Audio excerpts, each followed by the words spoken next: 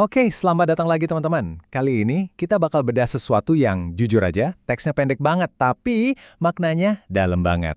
Kita akan ngomongin soal satu perasaan yang saya yakin kita semua pernah ngalamin. Pernah nggak sih?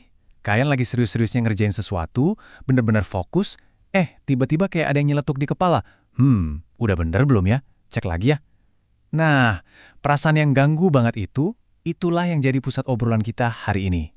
Ternyata, teks yang kita bahas ini ngasih nama loh buat perasaan itu, jadi ini bukan sekedar, ya perasaan ngambang gitu aja. Ini dianggap sebagai sesuatu atau seseorang dengan misi yang spesifik. Namanya Lagnis. Jadi apa sih Lagnis ini? Definisinya tuh dia ini semacam entitas yang tugasnya spesifik banget, gangguin orang pas lagi wudhu. Tapi perhatiin deh, cara ganggunya itu bukan yang fisik, bukan yang kelihatan. Senjatanya jauh lebih canggih, yaitu menanamkan keraguan di pikiran kita. Oke, menarik kan? Sekarang yuk kita bedah lebih dalam lagi. Biar kita benar-benar paham gimana cara kerjanya si Lagnis ini, kita perlu pecah misinya jadi 3 bagian. Semuanya berdasarkan teks sumber kita tentunya. Pertama-tama targetnya. Nah, ini dia. Lagnis ini nggak asal nyerang. Targetnya tuh jelas banget. Orang yang lagi wudhu. Coba bayangin, ini kan momen dimana kita lagi berusaha membersihkan diri, butuh banget fokus, butuh ketenangan. Malah di situ dia datang. Terus metodenya gimana? Kayak yang tadi udah disinggung, senjatanya itu psikologis. Dia nggak nonjok, nggak nyolek, dia nyerang keyakinan kita, dia naruh bibit-bibit ketidakpastian, justru di tengah-tengah proses yang harusnya bikin kita makin yakin. Dan yang terakhir tujuannya apa sih? Ujung-ujungnya mau ngapain dia gangguin kita? Simpel sebenarnya. Bikin ritual kita jadi nggak sempurna. Bikin ibadah kita jadi, cacat. Karena dinodai sama rasa ragu-ragu itu tadi. Nah, sampai sini mungkin kita mikir, jadi ini cuma soal satu makhluk bernama Lagnis. Tunggu dulu. Ternyata di dalam teksnya ada satu petunjuk lagi. Cuma perbandingan kecil, tapi ini yang bikin semuanya jadi jauh lebih menarik. Dan dalam.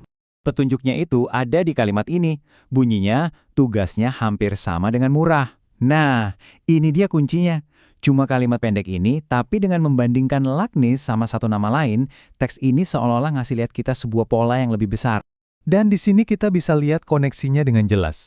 Jadi dengan ngehubungin Lagnis sama murah, teks ini sebenarnya bukan cuma lagi ngejelasin satu entitas, tapi sebuah jenis gangguan. Kita jadi bisa lihat, ternyata tugasnya mirip, metodenya mirip, dan hasil yang diinginkan juga sama. Jadi, apa artinya semua ini? Artinya, perbandingan tadi itu nunjukin kalau Lagnis dan murah ini punya satu tujuan yang sama.